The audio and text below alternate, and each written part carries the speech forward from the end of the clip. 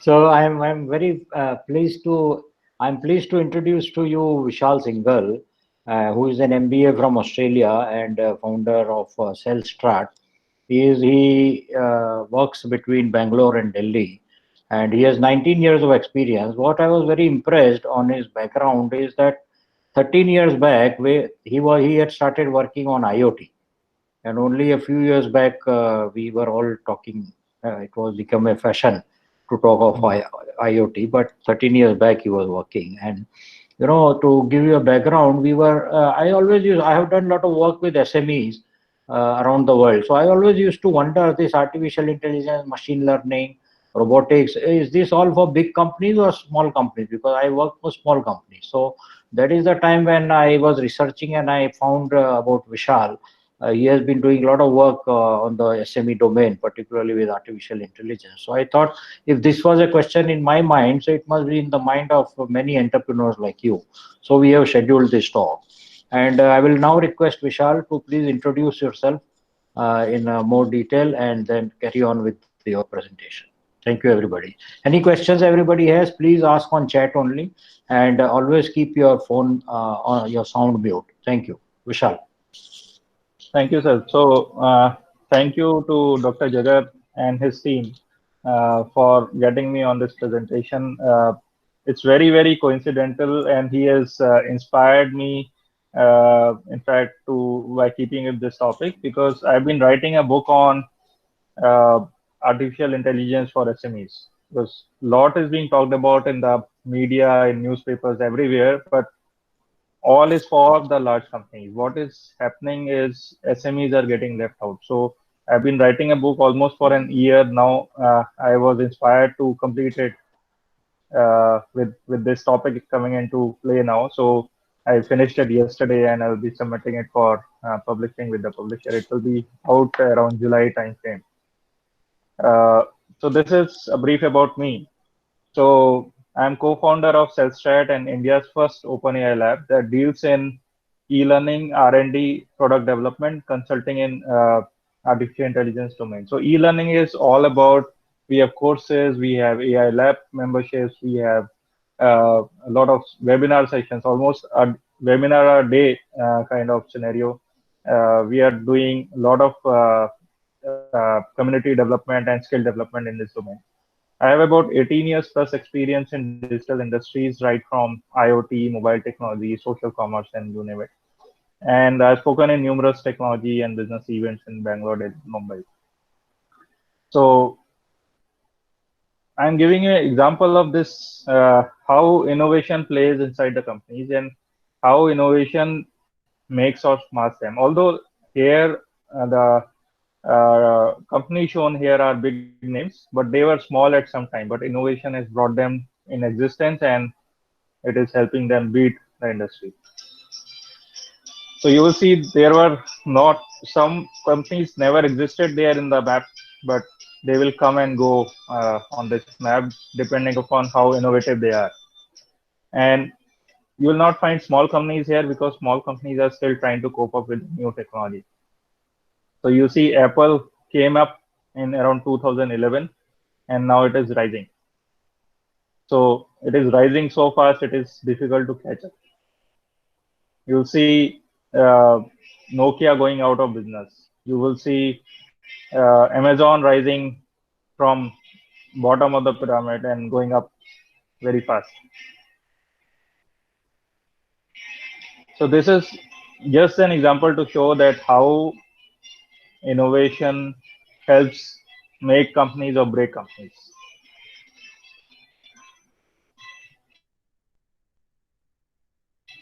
Apple is good that it has reached the top and is still the leader.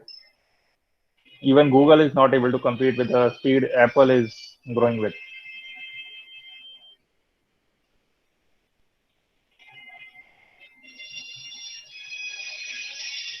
So Amazon has just come in 2014, and then it will reach the top three by 2018. You will see. Cisco is struggling hard. Even still, it is struggling hard to uh, thrive and sustain in the market. They're getting lots of losses every day. I know president of Cisco in India, and they're struggling very hard to sustain and thrive in the current markets. Innovation is happening at such a blazing speed. So idea here for everybody is that you have to adopt new technologies, adopt maybe small solutions and try to see their benefits and then jump on it to sustain as well as succeed in the market.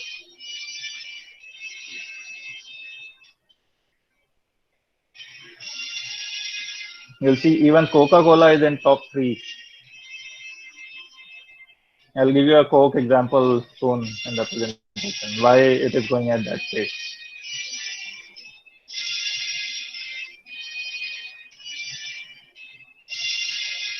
So Coke is what, a beverages company, but it's still in top five. Even in 2020, this is in top five, Coca-Cola.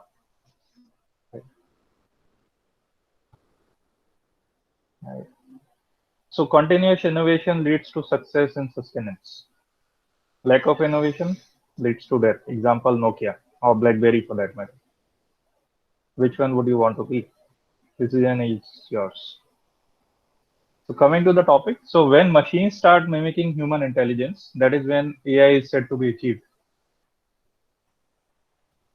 Now, what is the difference between artificial intelligence, machine learning, deep learning? Are all of these same? And what is the role of data science? Whenever you talk about people adopting, like trying to create teams inside, they will always be struggling with how to hire such talented people. Should I hire a coder or should I hire a data scientist or should I hire a machine learning engineer or should I hire a AI engineer? Even today across India, I won't talk about the world, across India, even large companies, HR does not know what is the difference between all of these. So broadly speaking, AI is the overall broad concept. Machine learning is a means to achieve AI, and deep learning is advanced form of machine learning. And data science is backbone of AI, ML, and DL. Now I'll relate it to, for your better understanding, I'll relate it to, for example, English language. So as you learned English, you were supposed to learn the characters first, the A, B, C, D alphabets. So A, B, C, D alphabets in English relate to formulas in mathematics. Words out of those A, B, C, D alphabets relate to algorithms in data science. Then words and sentences put together relate to machine learning in AI. But just by learning, making words and sentences don't make you a expert in English. For that, you need to understand the comprehension or the paragraphs or the essays of it. That's when, in AI terms, you learn the deep learning part of it. When you learn deep learning or when you learn comprehension in English, that's when you are called as expert. When you are able to comprehend, answer unseen passages and things like that, that's when you are called expert level understanding of English language.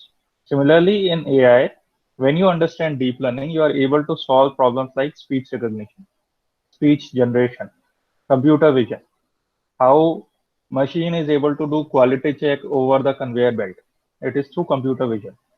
How chatbots are able to interact intelligently with the customers. That is deep learning.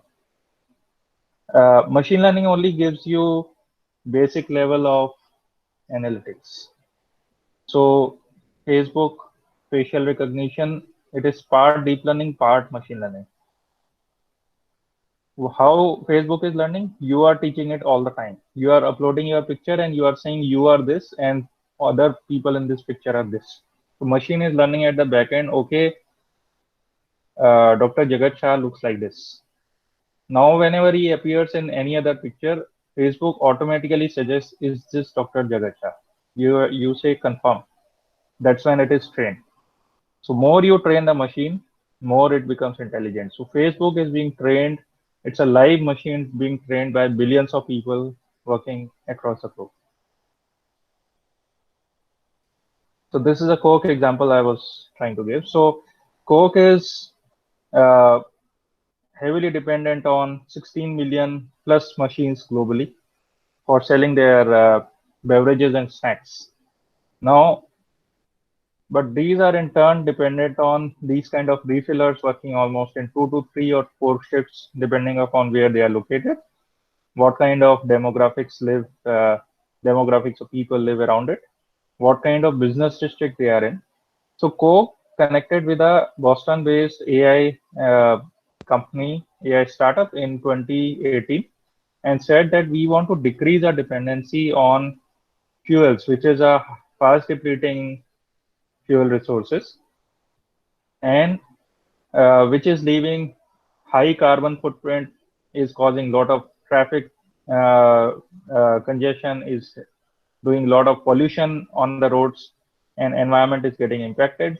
So you do something so that all of this gets optimized and we get less carbon footprint and more efficiency. So this company created a AI enabled backend server and connected it with a front end mobile camera based application. Now, whenever this refiller was going to this machine in four of the busiest locations in Boston where this POC was deployed, so he was supposed to click the pictures before and after the refilling has been done.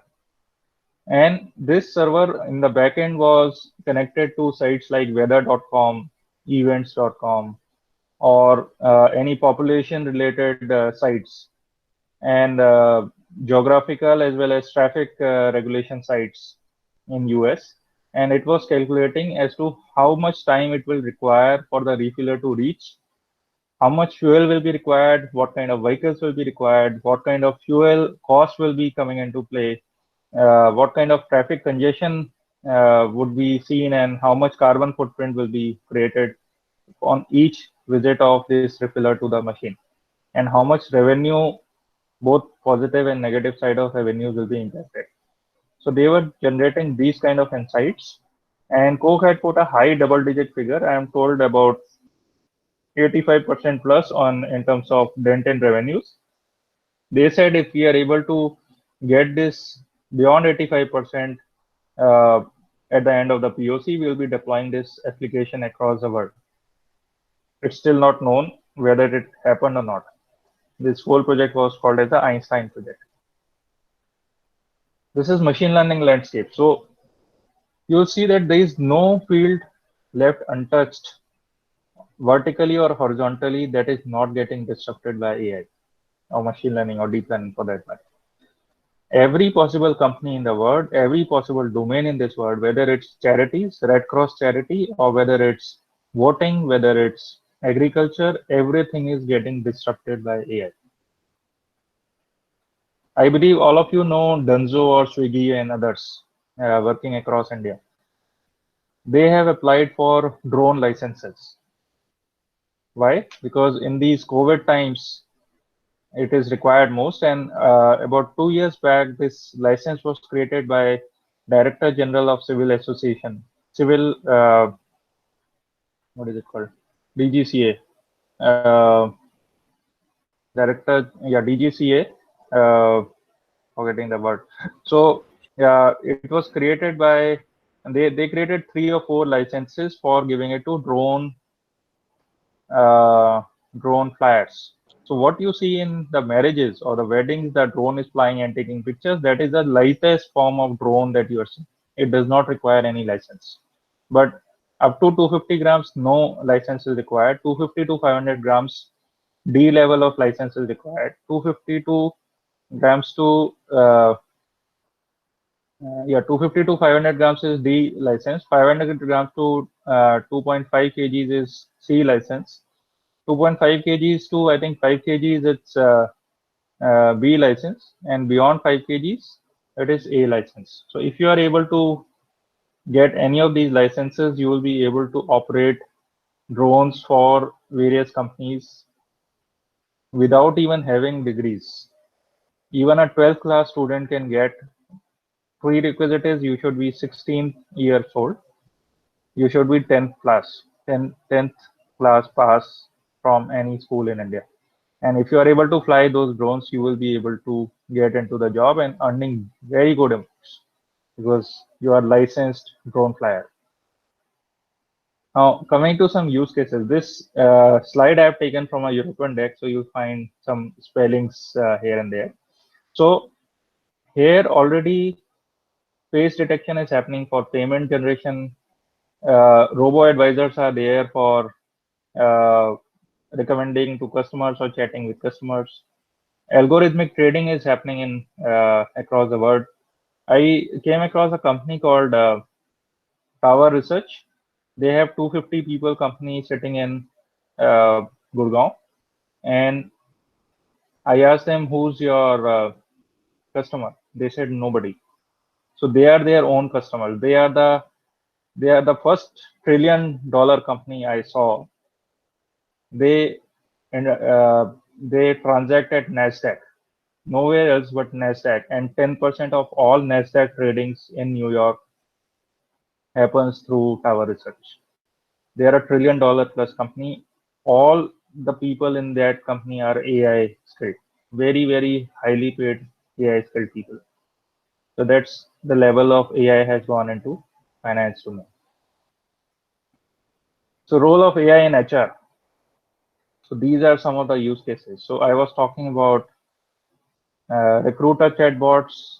Then there are talent discovery bots. There is employee healthcare. So we in Cellstat started as a disease prediction tool, which was mapping 22 very highly or usually happening diseases in India, whether it's liver, heart, kidney, uh, arthritis, or you name it.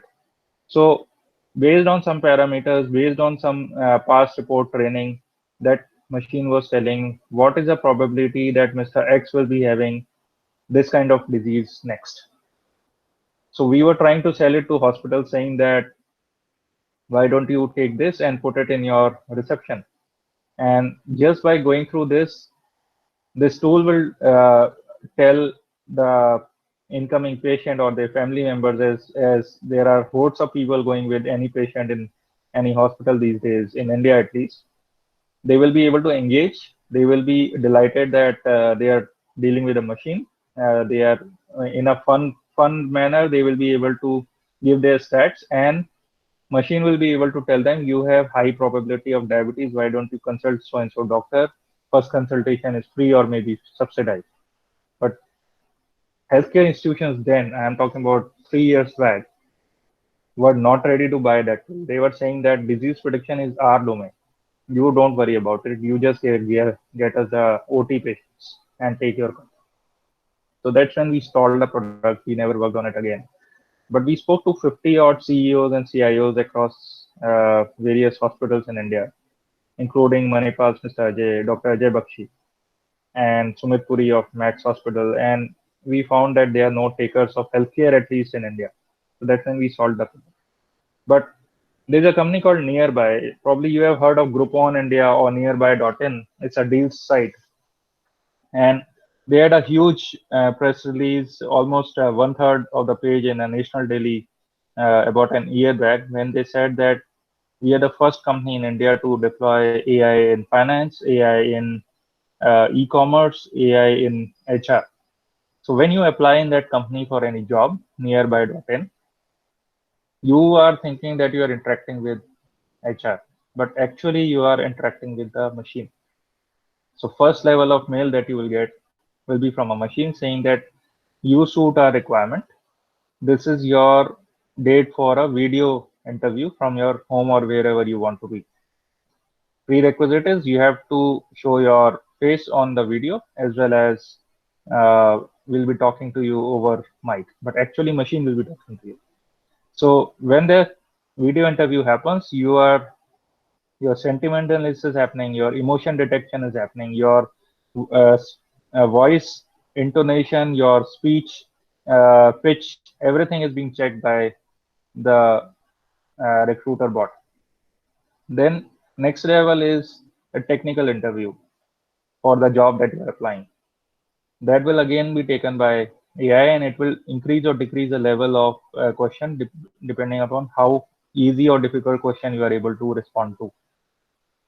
Third level is psychoanalysis test, which will be again taken by mix of human and machine. And again, machine will be playing a good role as to in terms of difficulty or ease of answering of those questions. Only fourth level, where which is salary negotiation, is when you will be actually put in touch to a HR person, and then you will have to go to their office. Otherwise, humans are not coming into picture at all until that time. So they have been able to save a lot of time, money, manpower because of all of this. So I worked with a company called Box.ai earlier for a short time. It belongs to one of my juniors from my school. So they were the first company to pitch to this nearby.in, and they increased their revenues by 300 times, not not once or twice, but 300 times in 4 months flat in 2016, 17, I believe. And now that company is thriving. Even Box.ai was so popular, it recently got acquired. They were not able to acquire such large customers, so they were acquired by a larger company in Bangalore. Now they are thriving for on customers globally. So global AI market size is going to increase from $190 billion in by 2025 from just $21.4 billion in 2018. Right. So these are some of the HR AI areas. AI in manufacturing and supply chain currently being deployed by large companies only because it takes a lot of money, but nevertheless, use cases are everywhere and both small and large. Although robotic process automation, some people like RPA companies say that it is AI, it is not AI, it is traditional technologies. And again, they may say that if you deploy this, you will be able to earn oblique save a lot of money. But again, it is deployed in mid to large companies, not the small companies, because it requires a lot of data, it requires a lot of manpower, it requires a lot of processes already inside the company which can be automated. So smart machines are already doing self-diagnostics to be able to do uh, preventive maintenance scheduling so that machine doesn't go down. Analytics with machine learning already happening for demand planning. Uh, AI softwares are capable of multiple scenarios side by side so that best recommendation can come out of it. Digital twin is a concept released by GE some years back, and now it is being highly adopted by lots and lots of other companies. Where if you create a machine, a digital twin is immediately created so that it can work side by side when machine is actually deployed on the site.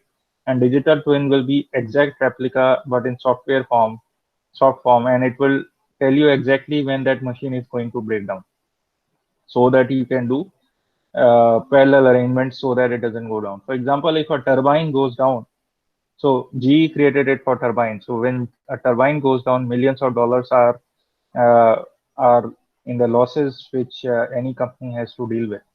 So digital twin was created, and now GE is able to say, okay, this turbine is going to go down at so and so time, and for so much time, and it will take so much of time, manpower, as well as energy and money to be able to make it run again. So we should be running a parallel turbine to safeguard the losses there.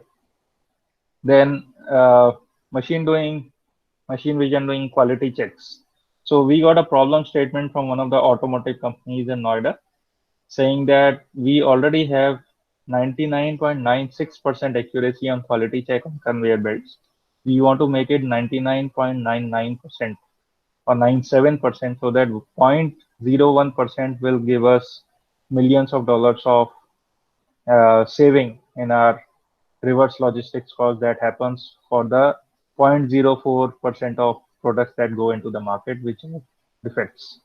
But uh, reaching that kind of accuracy is very, very, very costly as well as time consuming affair. So that project could not be solved, that problem statement.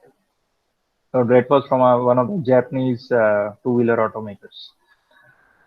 Then We pitched it to them saying that you can recognize idle manpower. For example, they had a problem that they had 4,000 workers, out of which only 2,500, only 1,500 were on their payroll, 2,500 were on their contract, uh, contracted manpower.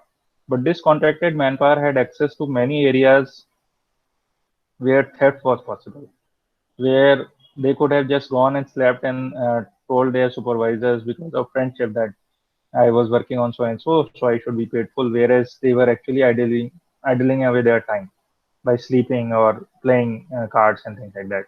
So we said that you will be able to do face recognition on factory floors. Problem was that their vehicles were parked in the warehouse, and each vehicle had a toolkit inside their seats. And this manpower was going there to park the vehicles, take out the. Sometimes they used to take out a toolkit and throw it across the wall. And while going back from the shift, they used to take it and sell it in the market. But when the delivery happened uh, for that vehicle, reverse logistics cost plus uh, reshipment of toolkits from the company and doubling of those toolkits because on the same vehicle, all that problem was happening. So that company was spending almost $27 million per annum just for toolkit shipping, oblique reverse logistics cost for parts missing in the vehicles. So they were saying that if you can do this, we'll be able to save that $27 million a year. But that's a big money. But again, these cameras will have to be very, very high definition. They were not ready to replace that. So problem with the companies in most parts of the world is that they don't want to replace their current assets, but want magic to happen with AI.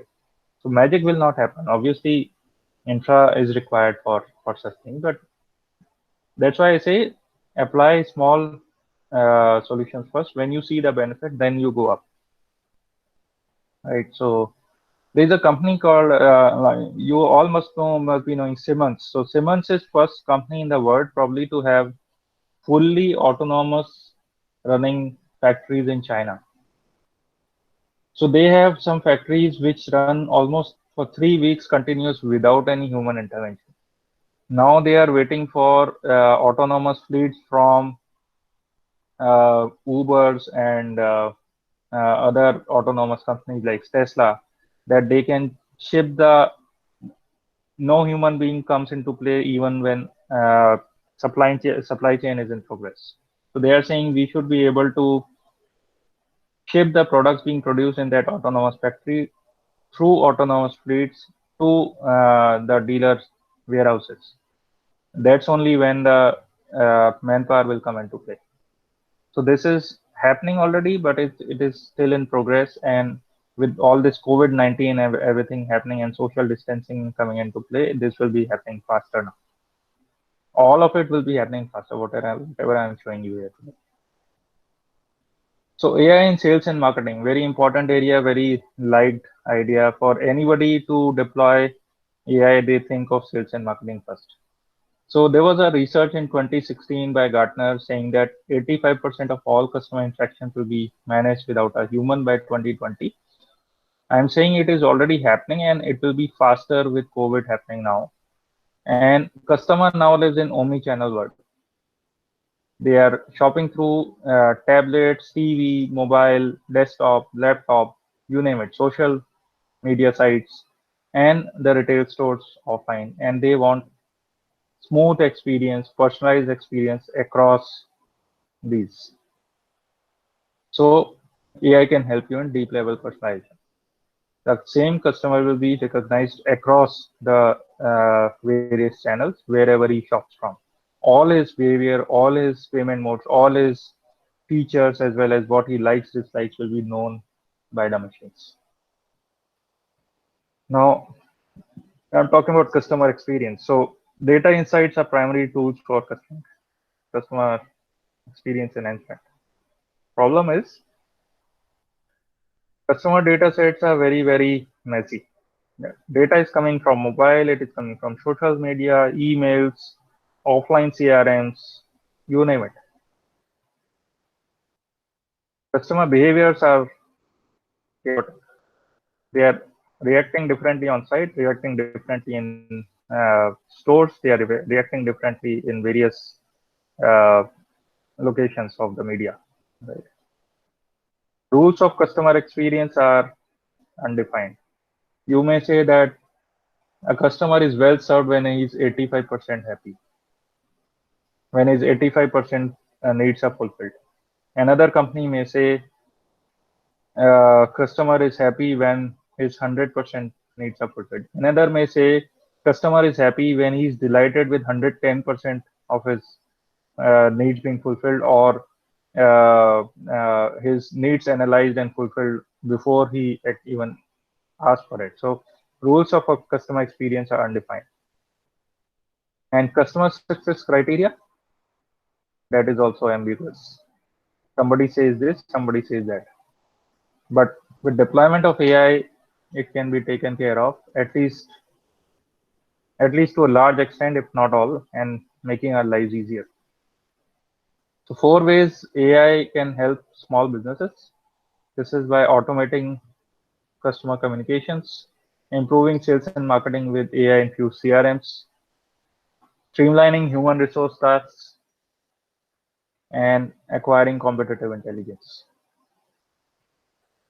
Some use cases of deep learning. So there is a company called NoBroker, if you have heard of. It's mostly operating in tier 1 and 2 cities. And it started only about 3 years back. There are so many sites like Real, what is it, 99 acres. Uh, there is there are many real estate sites, and they are not able to cut through the chaos in the real estate market. But no broker did it in flat 3 years time. They recently got $50 million as their third level of funding. They are already profitable but still getting funded. They applied AI right in first year of their launch. When they were just 3 people company with 2 employees, they applied AI and there was no looking back. So they blocked all brokers and they were able to get into fast mode and they were profitable right in first year. AI-based tool from a Bangalore-based company helped them map the competitor trikes. So it's an ice creams company, and they were able to locate competitor trikes, that the three-tire vending vending vehicles for ice creams, and they were able to see or locate various establishments like schools, colleges, banks, where most ice cream consumption is happening, and that data was tracked, and that ice cream that machine told them that these are the possible locations you should be locating your trikes across India, and this gave them a 8 to 10% of their global business enhancement, and now this is being deployed globally. So AI is helping in digitizing the documentation like reports, forms, etc. AI is helping digitizing the KYC documents and helping in verifying identities of customers almost in near real time, shortening the customer onboarding process. Signsy is one company that does video verification, reducing manual customer verification process from 3 weeks to days, identifying images, converting speech to text, and digitizing documents. Their customers include Polish Bank, SBI, ICICI, and Swipe, PayU, and Limit. There's a rural e-commerce company called Store King, which deployed AI systems to tell their retailers as to what products they should buy or stock based on the factors in their playing the similar in their geographies, saying that these are the items that are being most purchased by other retailers, so you should be buying that or not buying this, so that their working capital can be freed. Some use cases for deep learning in COVID times. So government is asking what kind of possible solutions can be there for helping in social distancing, or for helping patients getting recover fast, or for helping people to have better lives and virus-free life. So possibilities are these. You can also say maybe green building or construction kind of uh, scenario. So AI-enabled systems can manage the complex operational aspects of building and facility campuses on a real-time basis. Example, face recognition can enable the social distancing.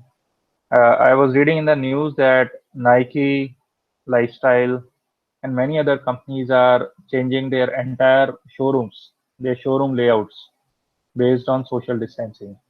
Some company was saying they will only allow 4 people per 1,000 square feet of their space going forward in their retail stores.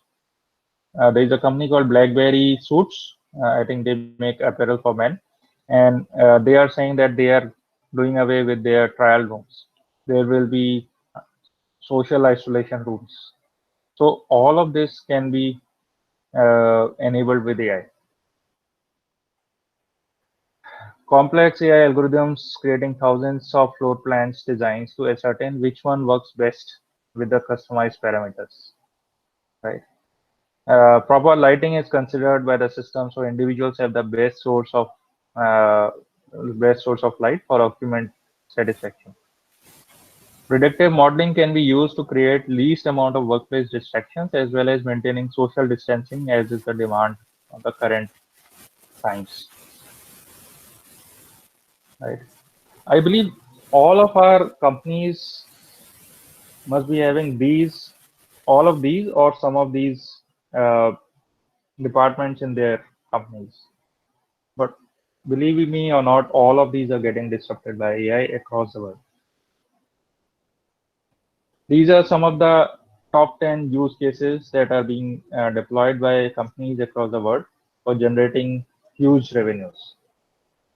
So object detection, static image recognition, patient data processing, algorithmic trading, as I just mentioned about car research, localization and mapping, as you see, Google Maps, predictive maintenance for manufacturing domain, converting paperwork into digital data.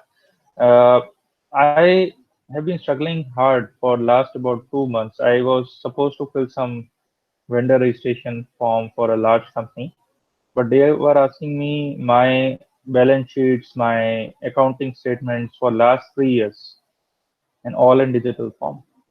But my CA is old style. He's old school person, very old guy. I trust him hugely because he never lets me do anything wrong. But irony is that he just has one very old computer. He just uses it to generate tally-based balance sheets, but they are in paper form now. How to digitize them? Now he won't pay me so much that I am able to deploy AI to be able to digitize all of those. Or he says that I am happy with how am I doing. I am already having 50 customers, no time to think of about any of these things. He was still operating with flip phone, Motorola old phone until last year when it broke because of accident. And he says now I'm forced to use a touch mobile which I'm not at all friendly with. Now these are two levels of generation where people are operating. One is still using the old traditional phones, and another side is people like us who are not going below iPhones or uh, Xiaomi's and others, touch phones. Right. So whole of it is huge opportunities there in digitizing of documentation. 5 ways AI can help in marketing. So using chatbots for customer interaction in multiple languages, channels simultaneously through voice and chat. You want to talk, you can talk into the phone and voice bot will be responding in your chosen language. Uh, I will tell you a company name. I'll just put it in chat.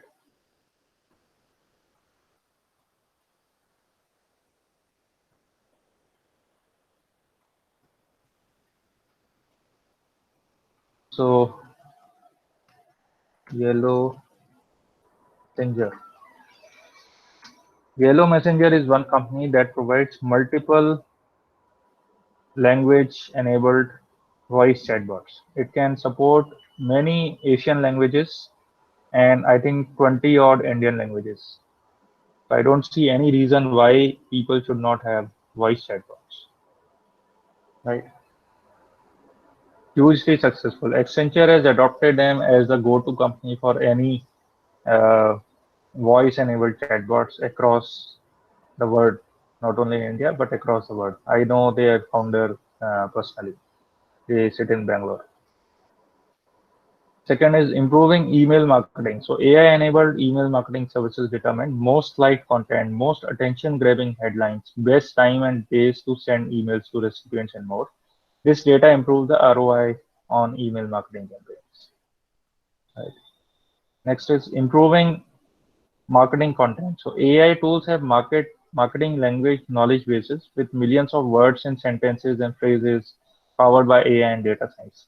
They can analyze the words you use in your marketing one by one so that you can improve your message for increased engagement and revenue. This reminds me of a time when I was trying to promote SMS marketing back in, I think, 2010, uh, when SMS marketing used to thrive in the market. And I was doing it for some doctors, and I was very happy. I was charging maybe 3 to 5 rupees for every message I used to send, maybe in 5 to 10 paisa. So that was huge. But now knowledge bases have come, and now AI is helping to improve even the language being used there, giving smart product recommendations and face recognition enabled personalized customer service. So how to start? That's a big question with everybody. How to start? How to start a finding point? How to find a starting point? I'm sorry. Where to start in my organization? Where to apply AI? First one is defining the problem statement. What do you want to achieve out of it? Do you want higher revenue? Do you want lesser manpower? Do you want uh, higher efficiency? What is your problem statement?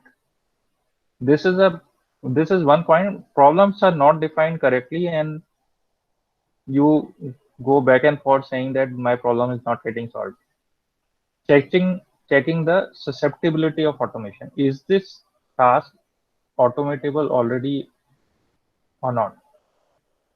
Can it be automated at all or not?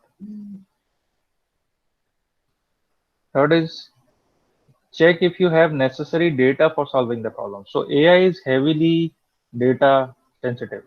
If you don't have data, your problem is not going anywhere. It will remain there and you will not be able to solve it. So do you have the necessary format and quantity of data? So more the data, better trained is the machine and better the results. Think how AI system can augment instead of replace the manpower. So this question comes to everybody's mind. With so much of AI and automation coming into play, will not there be more joblessness? I would say that joblessness will be more because of COVID than by AI. AI is at a stage as of now that it can augment and work with humans, then replace the humans in their jobs. Although there are negative and positive scenarios in both the cases. Some companies are using it for replacing manpower, some people are using it for using the same manpower to increase their productivity as well as by using AI systems. So they are augmenting AI with humans and instead of replacing them and getting better productivity out of it. Can AI automate everything? So McKinsey did a research as to what things are automatable. So on the left, you are seeing the like managing others, applying expertise. This is still a human related job, least susceptible to automation. AI is not at a level where you can automate applying expertise or managing others. Although globally, some large companies have put one board seat for AI also. When everybody has spoken, AI is also listening. So AI is either fed with all the inputs from various other people on the board seat, or it is listening continuously with speech recognition enabled, and it gives its own opinion. But still, larger word counts. AI does not have that expertise right now. Customer interactions and unpredictable physical work. So this is getting automated slightly. So customer interaction, as I said, it through bots. Unpredictable physical work. Uh, suppose if you're working in a lenses, for example, in Lenskart, if somebody is working and lens falls, that is bending and picking up that lens. It's an unpredictable physical work. Just an example, I would say. So that is not susceptible to automation. It is slightly less. Data collection, data processing, predictive physical work, all is getting automated very fast. I know a company called QTPy. I'll write it in chat. QTI.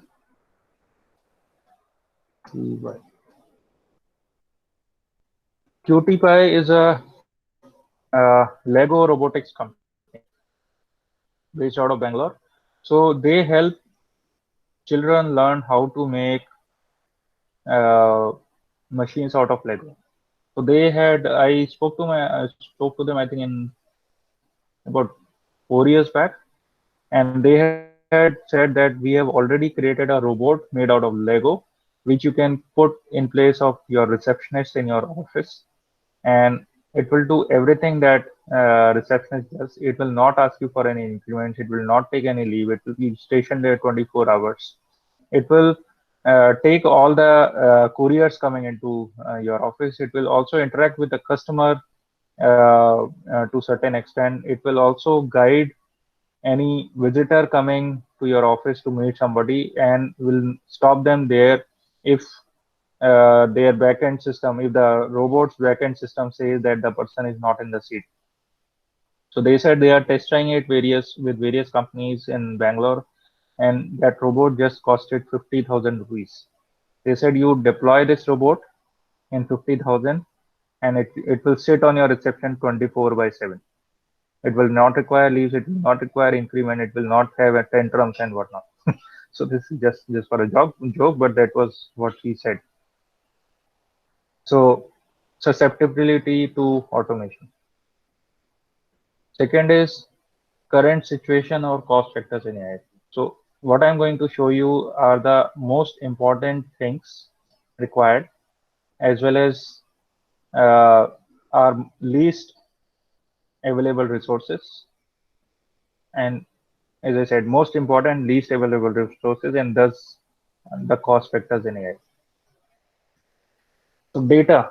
So we have never approached the customer going out. We have never done an outbound outreach to any customer. Whatever customer leads have come to us in SalesChat has happened inbound. 15 customers we have spoken to. Out of 15, only 2 companies had data. The rest of them did not have the complete data itself. Nobody had the talent inside the company. So the rest 2 companies, so 13 companies we could not work at all with. Rest 2 companies, one company was saying that you send a manpower and we will make them work on our premises because our data is exclusive to us. Another company was saying we have the data, we can give you access to that over API, but we will not be giving you so much of money. So they didn't have manpower. They were not ready to give high cost of development of their projects. So when data is there, when talent is there, algorithms will be created and computing power from Google, Amazon, IBM of the world will be taken and problem will be solved. These are the most important and scarce factors. So 3 building blocks for successful applications of AI. So data unification. So AI thrives on information. The more, the better. Earlier tools had 3 limitations: volume, variety, velocity of data, data in silos, and skill scarcity. So first company that we spoke to in India, they said their first problem, their problem statement was missing. They said you digitize our system for better search with AI. When we went and started talking, their chairman, who still sits with them, is about 85-year old, does not work on system, and their latest systems in their company are probably the desktops. Only two of their salespeople, the recently hired salespeople, have been given laptops. Otherwise, all of them work on desktops. Can you imagine? A company with 10 crores of revenue in current times working only on desktops and working on digitization of information through old means, scanning and doing OCR, optical character recognition, which is an old technology. That's why they are behind. Their nearest competitor is InShorts, a news short news service company, which produces almost 80,000 snippets of data every day. These people produce, that company produces 80,000 pieces per month. That is their nearest competition. Imagine. They had no problem statement defined. They had data in various silos. I think 15 different databases they had the data. And there was no AI skill, let alone technology skill inside the company. Their systems were very, very, very old. Real-time insights. So insights need to be conveyed to in the moment to the customer. Business context. With proper business context, AI can find touch points and tactics which shape the customer behavior. So real-time insights, I'll give you another example. We got a query from an Italian soccer team. So there are four best teams in Italy in soccer, and second level team, the coach and five of their best players together teamed up and started a company for providing stats to the fans of soccer. So there, people are madly after football. They check who, which player had ball for how much time, what is the speed he kicks it at, what kind of tactics he uses for his football playing, and all that kind of stuff.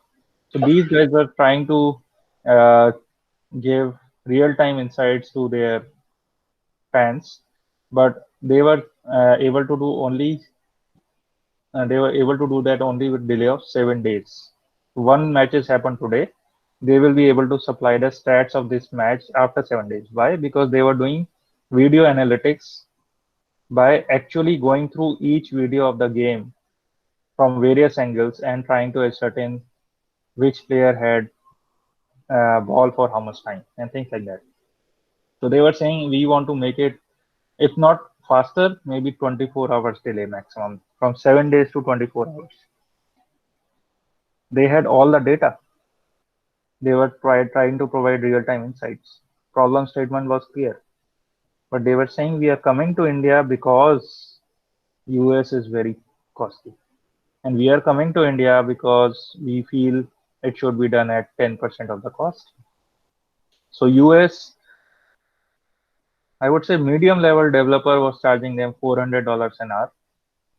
We were quoting about $80 an hour. We started at 100, we stopped at $60, and they said that it should not be more than $30-40 per an hour. That's where the deal broke. We could not go ahead. Four most efficient ways AI can be deployed in enterprises. First one is you sign up for a AI as a service solution. So Amazon AI recognition, Google Cloud Vision, and many other such companies, they offer AI as a service solution. But they have narrow range of AI. It will do this and only this. Beyond this and beyond this number of uses, you have to pay. And that becomes costly. Second, collaborate with third-party applied AI companies which specialize in vertical AI services. For example, I told you about digitization of documents. So a company I know, they do only that. So, but how many such services would you like to sign up? And then vendor negotiation, vendor hassling, vendor tackling will become a problem. So how many such services for various departments would you take? Third, create own machine learning system from scratch using own team. This is most complicated option because it is largely practiced by large organizations. You talk about HCL, TCS, Infosys, Wipro. All of these are creating their own teams, creating systems from scratch. They are hiring those teams because they have huge loads of money. They are able to do that. People like us can't do that. Or last but not the least, the most important one, you should collaborate or partner with AI research teams or lab which has ongoing research on various kinds of AI and which has already access to large pool of trained resources. For example, Self-Study AI Lab, this is us, or academia for that matter. Like IITs take such projects, but again, they charge huge. Uh, Self-Study AI Lab, we do a lot of research in various domains, natural language processing, computer vision, etc. So we can give you such solutions at a faster pace and at much lower price. So use cases for, sorry, uh, I'll change that. Use cases of and for easy low-cost AI deployments. So semi-automated design bot. Uh, I would like to switch to chat here. I would like to understand on chat how many of you in your uh, marketing use banners. How many of you use banners?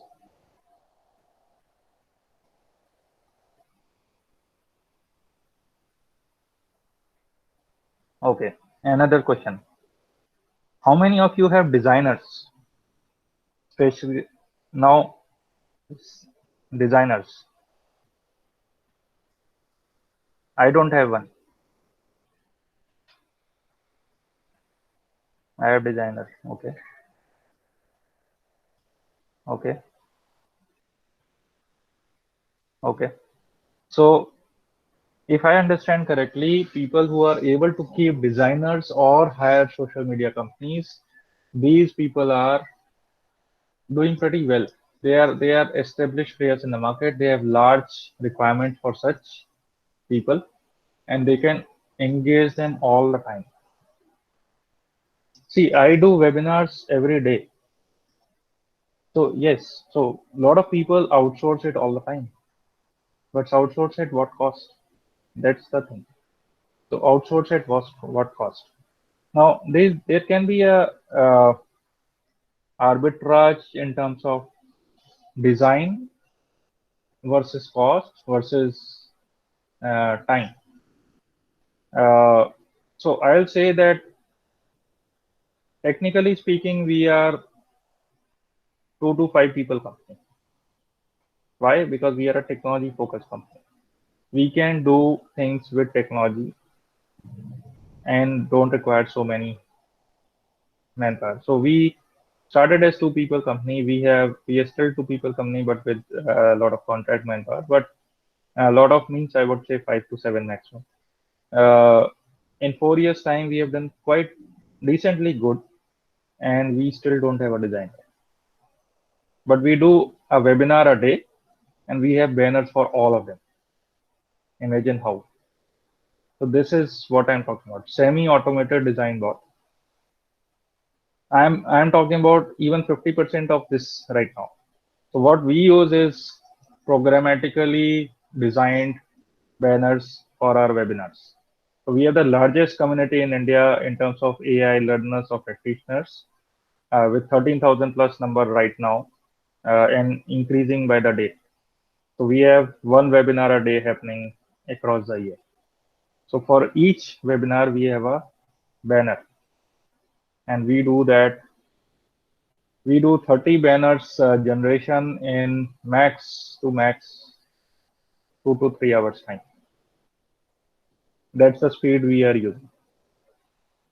So semi-automated design bot can be used by anybody, single individual to large companies, uh, and it can also be trained. I am saying semi-automated because right now it is slightly, I would say, I won't say templatized, but uh, template based fast banner generating bot, but because we cannot train it because we are very technology focused and our topics change a lot, and we will not be able to train it with huge level of designs from across the globe. So for example, if we talk about say house designs, so I'm sitting in my house, so I thought house designs. So if I am able to train that bot with maybe a million, maybe 10 lakh designs of various houses, it may become an automated design bot. It may start suggesting me, okay, based on my training, based on the parameters given, this is a possible best solution for your next house design. Then it will become a automated design bot. So semi-automated design bot for banner designs for any department for that matter costs just 25,000 per year plus tax. This is the lowest one can get. 2,000 per month for designing banners. I would say every picture speaks more than a thousand words. So every banner, every webinar should have a banner, because seeing the banner, people sign up fast. Without banner, people don't read so much, and we get less sign up for our webinars. So semi-automated design bot. Darwin, a voice-based automation tool for charts-based visualization. I believe you all must have heard of Tableau and many other tools which are very costly for an SME for that matter. I believe, I'm not sure, I think Tableau license costs at least a lakh per month to do charting of various data generated inside the company, sales, operations, finance, supply chain, you name it. Darwin costs about uh, 2 lakhs a year plus tax, and you can use it, up to 25 users can use it for any kind of chart generation in any department of yours. Just 2 lakhs versus probably 12 lakhs plus taxes worth of cost in the market. Q&A model. This was what I was talking about in our initial chit chat. So if you are doing if you are doing any product development and creating a manual for it, however small, but if you are able to do its automation over a mobile app or over a chat uh, button on a site on which it is automated, you'll get very fast customer service. Q&A model is based on BERT model, BERT BERT model, released by Google, and it automates it takes the input in natural language processing mode. So you can say my TV not working. It will give you responses, possible responses. Check the button, or maybe other possible reasons, and it will fasten up the service. So we are talking to a company in US which says that, actually a third party, but they have one of the automotive companies as their customer, and they say that, for example, so he has a Ford. So he says that if I go to Ford and say that I don't want to use your manual, but I want a application on my Ford application on my mobile, saying that if I have such a problem, I should be able to get an answer within seconds. Now, due to COVID times, I am not able to see where my next service can be, where the next service station be open, which is the nearest service station will be open. I should be able to get that response in the near real time. So if I use this Q&A model, will I be able to get that? Absolutely. So Q&A model is made for small one word to one sentence answers. Pieces, probably I'll be able to create a Siri kind of environment for a manual automation, right? So This one is based on training. So based on the type of data and type of training required, it can be automated and it is also very cheap. It comes very cheap. Digital sense identity. Uh, just hold on. एक paper रखा है वहाँ पे दवा printer के पास. So digital sense identity uses face recognition to record attendance of employees. Right now, most of us may be having uh, biometric system for attendance of our employees. But now Mr. Modi is saying stay home because you should not be touching things, you should be staying away from people and things like that.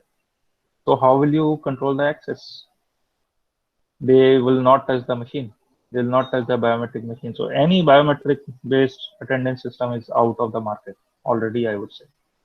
If you just have mobile app camera based or a tablet based face recognition system, your attendance is marked for all your employees all the time inside the premises, right? So even that costs very less. I think it is costing uh, about a lakh uh, per year for up to 100 employees, and they are tried almost all the time inside your office. It can be another use case. For example, a lot of people are getting quarantined. So people getting quarantined, but nobody wants to remain in quarantine. They run away from that premises. A lot of people don't want to get tested because otherwise they will be quarantined.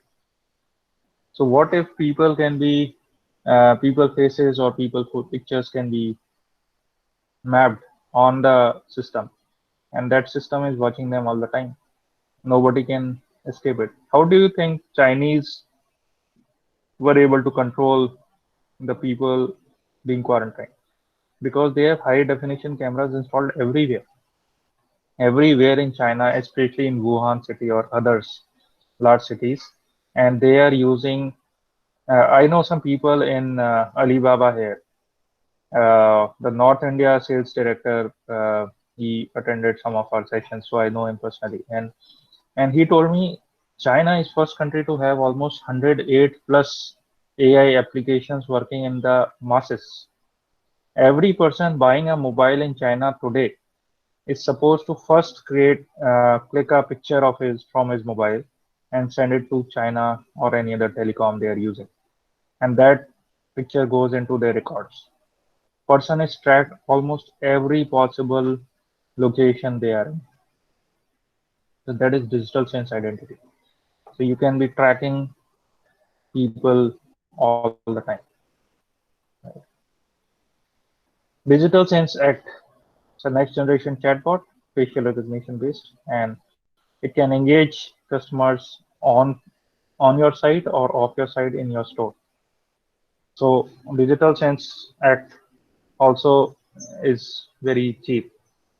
It is costing roughly uh, about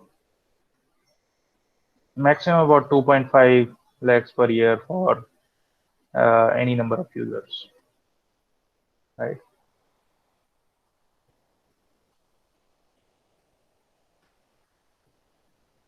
Then digital sense marks. So some of your documents sometimes you submit, but you don't want to show some of these. For example, you are submitting your uh, KYC documents, and you want to just show your picture, don't want to show your name, just want to show your Aadhaar ID, but don't want to show your date of birth. It will be able to mask that. I'm told that it is being used. Some similar systems are being used in government.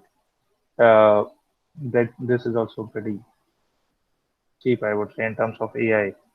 So it can do digital masking. It can just hide that portion of the document. That's also cool. Doesn't cost a lot. So next steps for starting the AI journey, how we do it. So we do a business value assessment. You sign up with us. We charge about a lakh rupees plus taxes, plus if it's a remote location, maybe traveling and boarding. And we do a business value assessment. So we go through your entire business, depending upon the sites. We may be 1 to 3 people, and we will be talking to various department heads as well as your employees, uh, and trying to see how they spend their time, what kind of documentation they fill, what kind of processes they follow, and things like that. And we will be able to give you a report after a month's time, 15 days to months time, depending upon size of business, as to where are the possibilities, or if at all you need AI in your company. Problem statement formulation. We will be able to tell you that these are the possible areas you can deploy AI, and these are the possible problem statements you can think of. So based on level of importance, public difficulty level of problem statement to be solved, you can take a priority on one over the other. Third is identification of data points available. Do you have enough data to be able to deploy AI? Or if not, then how that data can be generated? So there are both ways. So one possibility is you generate that data uh, by organic means by using your business processes, or you create similar kind of data that matches very similar to a similar situation as your business, and you can use that data to be able to deploy such a solution. Identify readily deployable solutions as per BVA, business value assessment, with minimum expense for analyzing the benefit of first AI deployment before you go for higher solutions of the custom development of AI. So AI innovations is an imperative for a profitable enterprise of the future. And I have given a very in-depth perspective on this topic in my soon-to-be released book, Leveraging Artificial Intelligence for Business Success. It will be out. I finished it yesterday. I hope it will go and print by May end and should come out by July. This is about me, and I thank you, Dr. Jagat, for giving me this opportunity, and I hope to work with you very soon on a lot of initiatives, and it will be a pleasure to work with you. Thank you. Thank you, Vishal. Thank you very much. In fact, friends, Nikhil bhai, my sound is clear? Yes, sir, it's clear. Okay. So, friends, what I understood, we will take questions what you have asked, but what let me tell some of you who don't know me.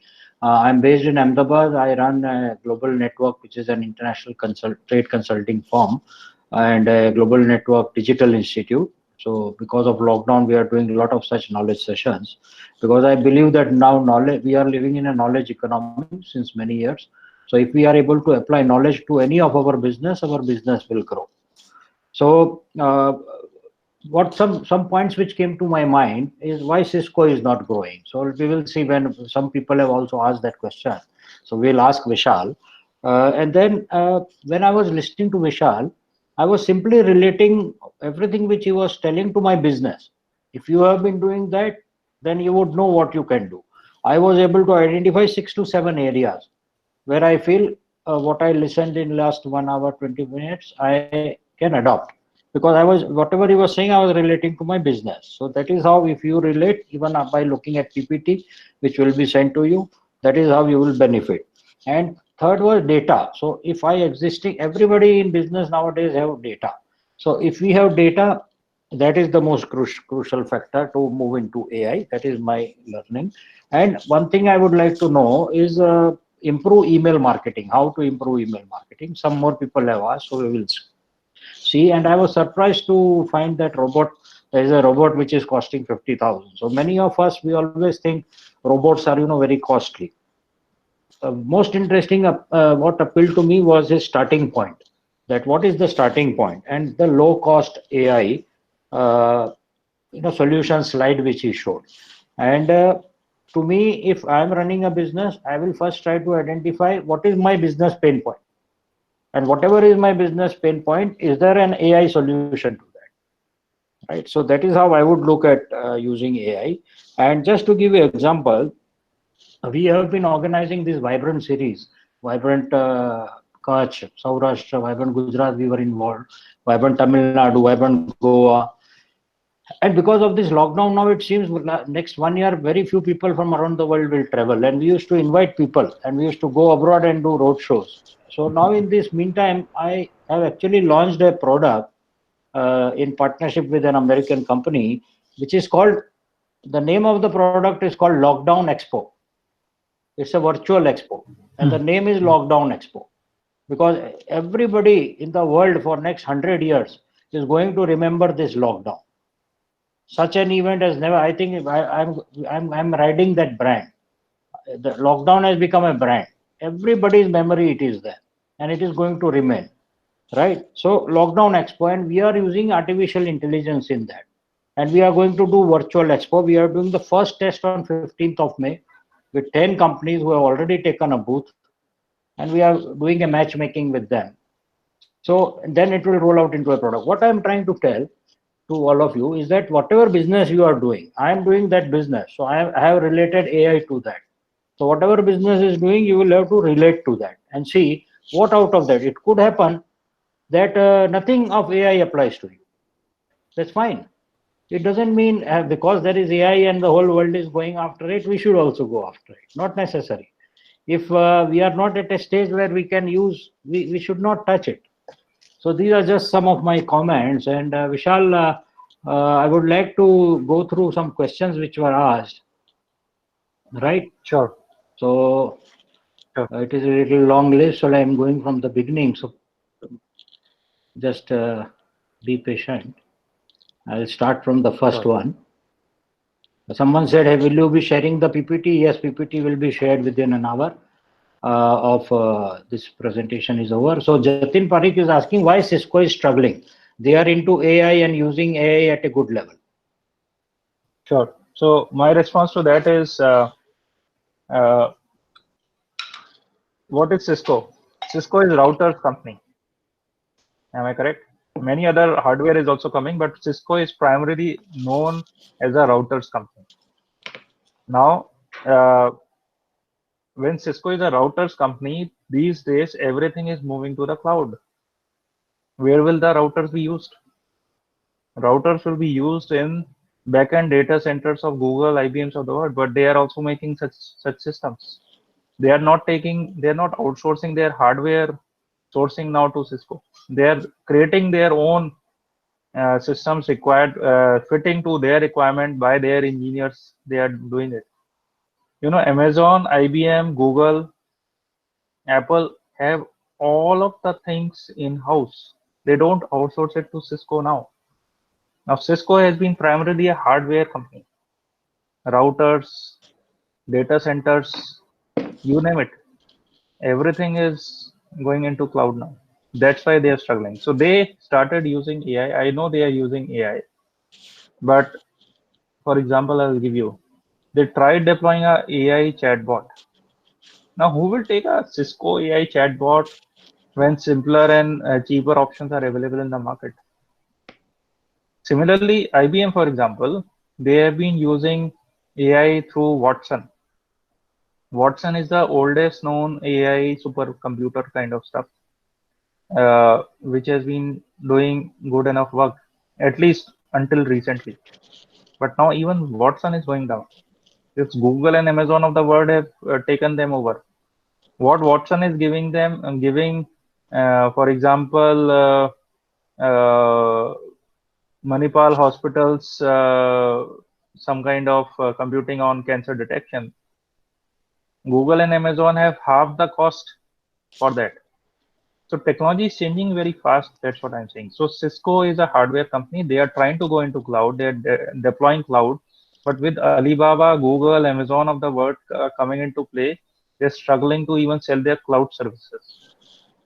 Right. Right. Okay. Okay. Thank you, Vishal. So then second is Vijay Kumar, how we could use AI in B2B sales and marketing. I know you touched upon, but if there is something else you want to say on that. Sure. So B2B sales. Uh, if you can tell me the product, I'll be able to better relate to it. Okay, Vijay Kumar, you can write your product. I will again pick up your question in the end. So Manoharan is asking, running a retail textile chemical business and started a home textile export. How can I use AI in retail shop? In a retail shop, it is very easy. Demand forecasting, AI-based demand forecasting. What will be selling next month? Not next year, next month. Excellent. Uh, Yes. Second, you if you are talking about retail store, you must be having already at least 100 plus customers. Do you know what they bought last month or last year with you? What size? What price? Do you have their faces? If yes, you put that in the system. It will give you personalized recommendation. They may be buying this next, so you can pitch them when they come next for that, for anything for that matter.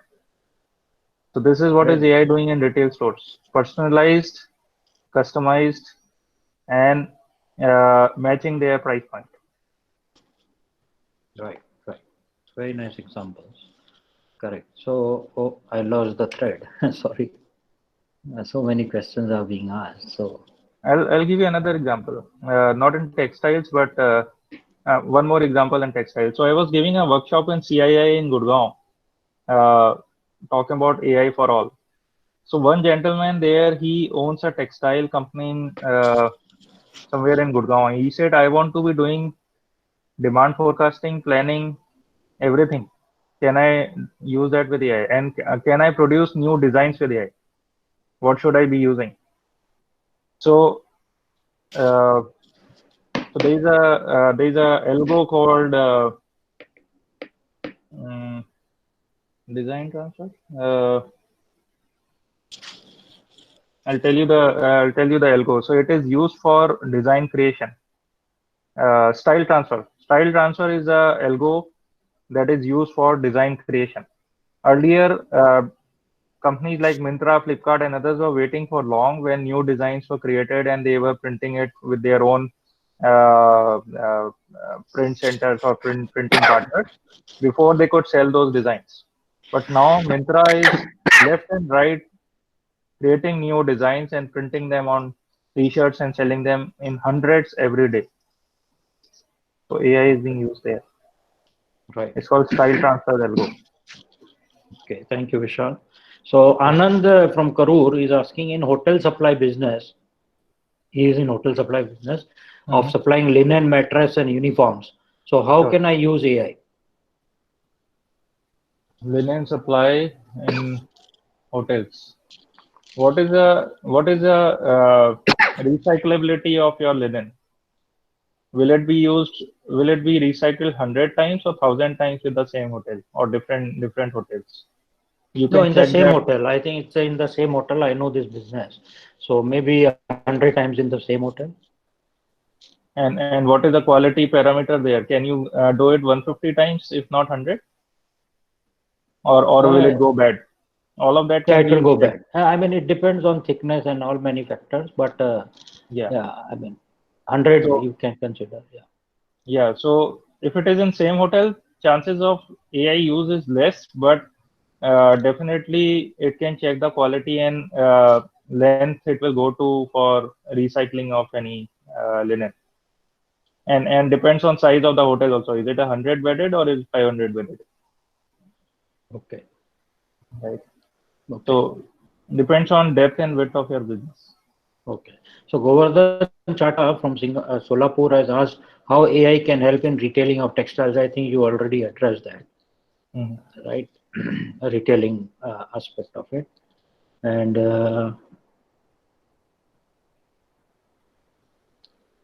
can AI be used in agriculture? Sunil Patel is asking. So agriculture, it is already being used for all kinds of soil uh, quality check. So although there is an institute in Hyderabad, I think I'm forgetting the name. I used it in IoT case study long time back.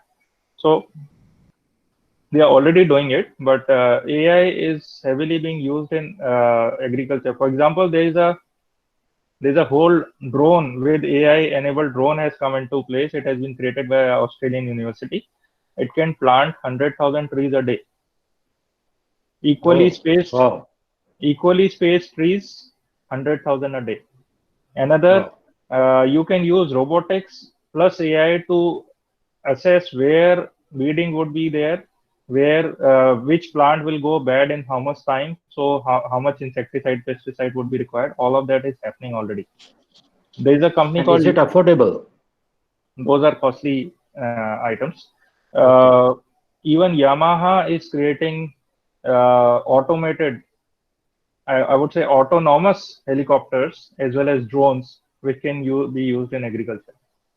But those are pretty costly items. But I know some companies in Gurgaon who are working on AI-based agriculture products and very, very cheap ones. I would say within 5 to 10 lakh price range.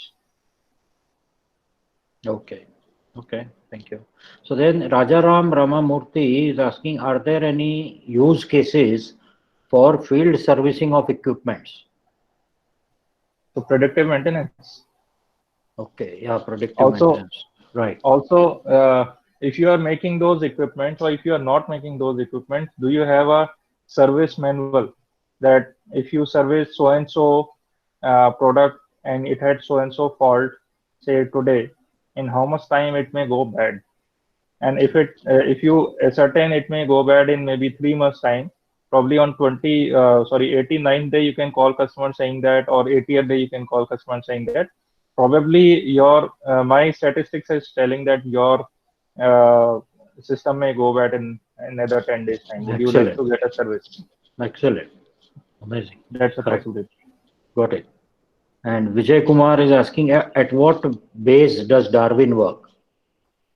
So Darwin, if you have, for example, if you are aware of CRM maybe, or if you have any Excel sheets of any sales data or marketing data of your campaign success data, it will be doing reporting for you. Okay, this much sales increased or decreased, but how it went in terms of charting, whether it's by pie charts, bar charts, any complex form of charting, you just give a command to it on you load that file in Darwin and give a command to it to your system. It will create a chart out of it, which can Okay. be held in like storytelling. It's very, very useful. And even the designer who has developed this, he spoke to one of his contacts in Tableau, and they said, you are talking about very, very advanced system. We can't even be thinking about this right now. We have Right. lots to do with our system. Right. Right. Okay. So Pritesh Patil is asking, I want to take my ERP on cloud. Can you please tell me what will be the cost of Microsoft Azure so we can put that ERP on e-commerce also? I won't have answer to that. Sorry. Yeah, right, right. I assumed. So that's fine. So Jatin Parikh asking, email marketing nowadays not very attractive as many people getting many mails every day. That is my point of view. Is there any other option? And when you say improving email marketing, what did you mean? So I would say try using Drip. I'll put it in on the chat. Hmm. What is the spell? Drip. So try using Drip as a tool. It's a email Drip, marketing tool. DRIP. Correct. Okay. So it's a email marketing tool started by a American guy. It may cost few cents per mail, but it will be much more effective. It will not spam your customers. It will not uh, uh, give same customer same email. It will also check if the email has not been read till now. It will reshoot it, maybe with a different verbiage that you put it in, and things like that. So it is very effective. It is AI enabled and has been successfully tested by a lot of large companies in US. Oh, okay. That's interesting. I never heard about that. We will also like to use it. Thank you. So Sure. Suresh Shankar is asking, can we have a bot to track our leads to sales? Yeah. So try Lead Squad. Have you tried Lead Squad? Okay, lead squad. Lead Squad. Okay. By Nitin, I think, if I am not wrong, I think Nitin Patel or Nitesh Patel, something of that sort. Oh, okay. Somebody of that sense. I can connect you with that person. Okay, sure. He owns Yeah. that.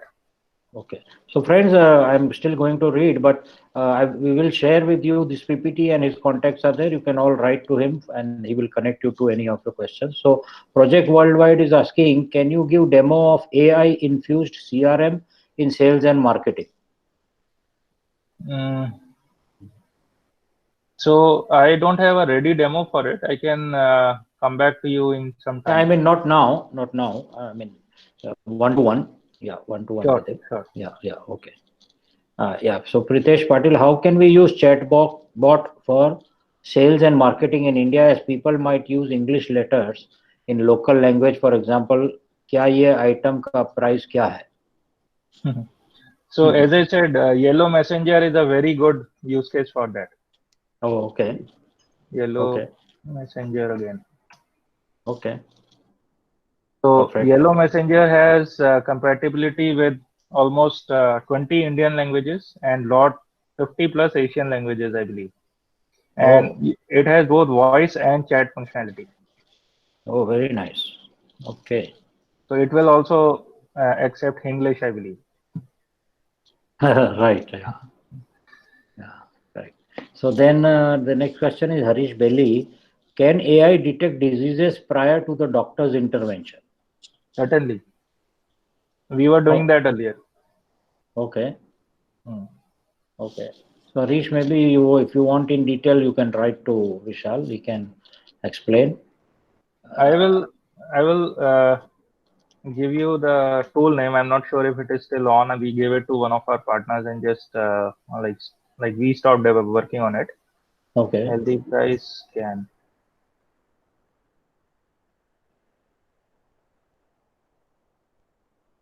So this is what we developed. It was detecting 22 diseases by getting trained on 6,000 plus patient data with their various pathology reports.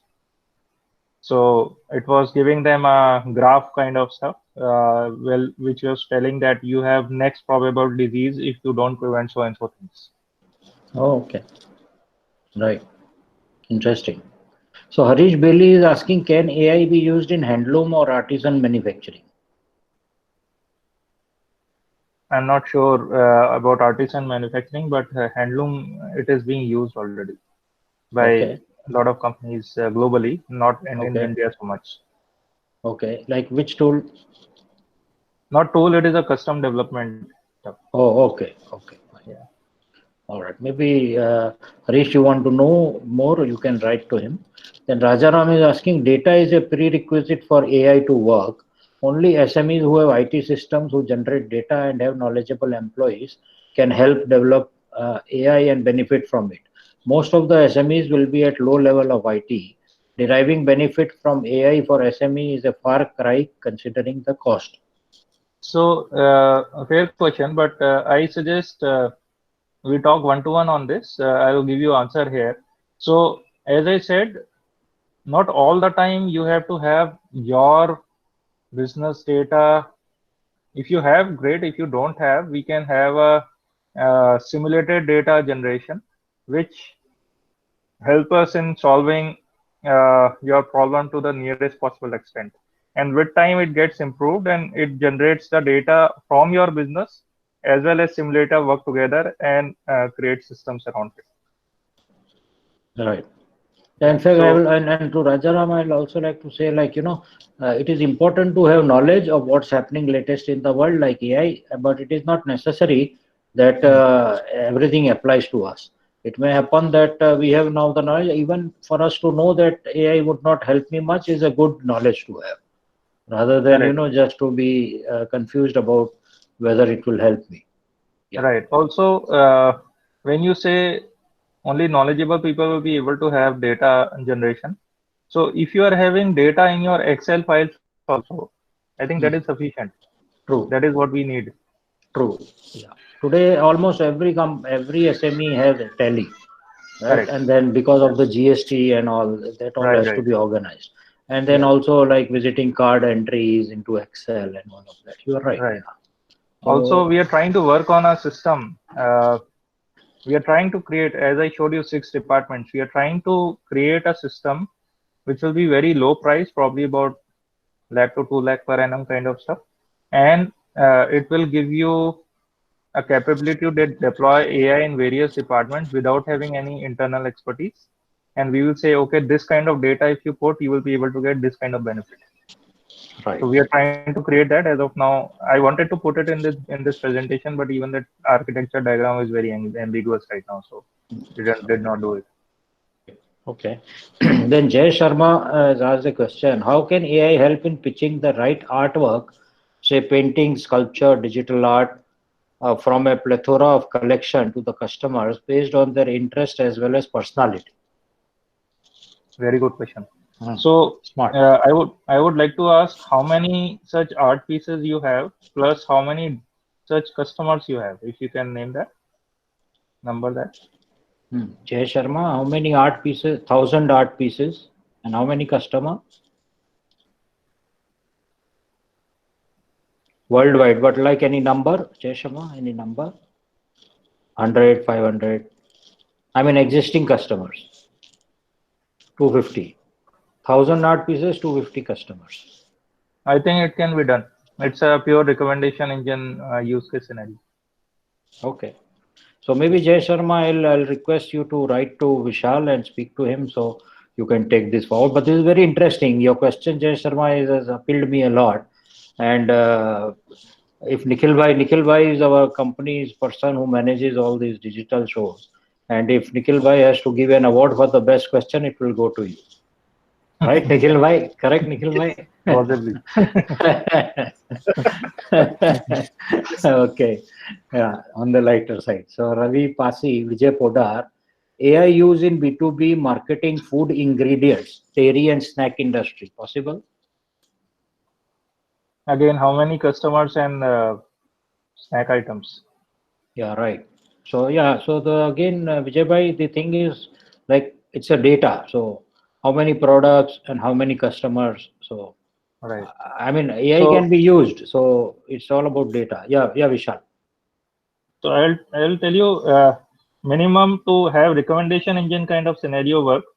You should have 1,000 product SKUs and 100 200 plus customers. More the better, but Okay. minimum 100 customers. That's Okay. when recommendation engine can come into play, and you can have better than today's sale ratio. And what would something like that cost, Vishal? See, I gave you example of Box BOXX.ai, Yeah, right. right? So that company has got sold off now. It may be known from another name, Okay. but I can connect you to the founder there. He will be able to comment on it. But that time it was costing something like, I'm talking about 3 years back. It was costing something like 25,000 per month Oh, for this kind of data to that's not be AI much. enabled. That's not much, yes. Yeah. Now price may be higher because it has gone to a bigger company, but Okay. I can connect But there you may to be that smaller gentleman. competitors also who may have come up. No? I'm sorry. More competitors may also have come up. Generally, Yeah, there technology are over a there period. are many, but they had patents on some technologies. Oh, okay, okay, Yeah. okay, okay. Then Pritesh wants to know what is the difference between normal CRM and AI infused CRM. See, AI infused CRM will give you more predictability. CRM gives you current scenario of what your customers are buying, selling, interacting with you, and how much time and all that stuff. But AI will give you more predictability if this will happen and with how much probability. So it Okay, may you in CRM, like I worked on Zoho CRM long time back, and it used to give me a capacity to, maybe my knowledge is slightly old, but on CRM front, but it used to give me capability of saying this customer has paid always on time, so he is green, and this customer is always defaulted, so he's in red. okay, But AI will tell you much in advance how much time it will take him to go in red. hmm. Right. So that is the biggest difference. Okay. Okay. Thank you. So Projects Worldwide is asking, please brief more on acquiring competitive intelligence. Any example? So how many of you know Sergey Brin? Probably many of you, or none of you, maybe. Uh, All of he's us. not. So Sergey Brin, I believe, is one of the Google founders, right? Oh, He has invested in a company called Kosher, Kosher. hmm. Yeah, I know that. And Kosher is one company in the world that is assessing 65,000 events per minute Wow. across the globe. And Sergey Brin himself, his wife separately, and Goldman Sachs CEO, the chairman, they have invested in this company. Hmm. Why? Because Sergey Brin was in his initial days of Google launch, he was roaming across the globe, and he was holding some stocks from US stock exchanges, and he saw that some of his most promising stocks are falling due to whatever reason. And he said that there should be some site or some indication that it is going to fall, so that I could have sold these off. Now I am Hmm. going in losses on these stocks. Hmm. So they came through Kosher, and he, his wife, and then Goldman Sachs chairman uh, invested in that, and that company assesses 65,000 events a minute and tells their worldwide subscribers. So it's a subscription-driven service, and huge thousands of dollars are spent in that as a subscription money every month. And it tells the subscribers this stock is going to go up because of so and so reason, and it is going down because of so and so reason. So Hmm. that's where AI is being deployed, Okay. right? I Okay. told you about Tower Research. They do Yeah. 10% of daily Nasdaq trading across the world. They are a $1 trillion plus profit company, not turnover, profit company. Oh, okay. Right. Yeah. Okay. Interesting. So there are no more questions. So I would like to conclude by, just appealing to all the participants that over a period of 20 years of my practice with SMEs, I have observed that, we are, forget SMEs in the Indian context, that we are a technology follower country. We are not adopting technologies. So same way I always say we are a IT user country. We are not. I mean, we are a IT producer country and IT exporter country, not IT user country. Right? That's why e-commerce also we were late to join. So whenever any new technology comes for SMEs and entrepreneurs of this young age today, we should all try to learn the latest technologies first. Once we have the learning, then we can make a decision it is relevant to us or not. And it is not necessary that every technology which comes in the world is relevant to us, but at least we should have knowledge. So that was the entire purpose of this program. And at least for me, I have got 6 to 7 points which I would like to implement. So I'm very confident all of you must have identified areas where you would like to do something. So you can all get in touch with with Vishal and carry on and test out things. See, we are entrepreneurs. As entrepreneurs, we always take risk. We buy big machineries, looms and all. We buy big machineries, and we are just hoping that we'll be able to make sales. We always take risks. So, but we rarely take risk in domains of knowledge in IT. So that is something which we should explore, and I think that is all. What is my message? Any last words, Vishal? Otherwise, we would like to now close. There are no more questions. So yeah, I would like to give a uh, maybe a comment on what you just said. So although we are IT users and IT producers, but with COVID happening, most of the people across the world, I believe Chinese make world's biggest machineries, Indians make world's biggest AI systems, and COVID has forced all of us, all the Indians for that matter, and across the world people, that they develop systems for their own country. So lots of innovation is happening in India, and this needs to be deployed by Indian companies first before the world believes in them. So Absolutely. if you use their systems, which are no less than the world, I believe a lot will be happening very in very positive sense. Absolutely. Oh, yeah. So I thank agree you, completely. thank you for giving this opportunity, sir, and I'll be looking forward to work with you closely now. Yes, yes, absolutely. Same here. Thank you, friends, and all the best, and for your patience. And let's deploy whatever we have learned. Thank you very much. Thank you, Vishal. Good Thank you. job. Thank you, Global Network team. Thank you. You can stop recording now, Nikhil bhai.